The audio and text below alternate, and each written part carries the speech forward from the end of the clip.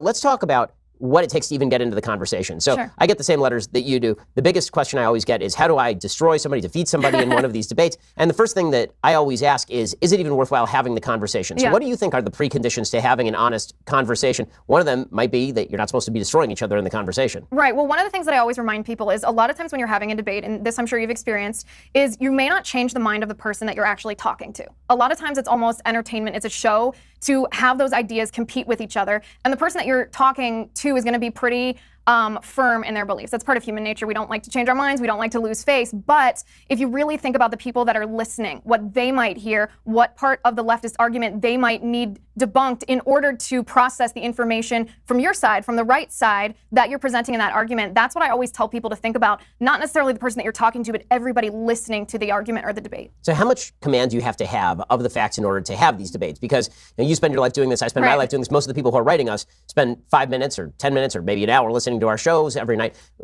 What level of expertise do you think people have to have in order to do well in these sorts of conversations? Well, I always say when you're talking to a liberal, it's not difficult to be the smartest person in the room, the most educated person in the room. So I would say you do have to know what you're talking about. Of course, if you don't know what you're talking about, then you're just going to be slinging around talking points. Kind of makes us no better in a political debate than the other side. But that's what I hope to do in my book, is I give people some facts and some figures and some arguments that you can make without spending 6 or 8 hours researching every day before you engage in that debate. And once you know the basics, once you know how to use the basics, almost weaponize that data or that information against a leftist, then you don't have to, you don't have to have a PhD in politics to do it.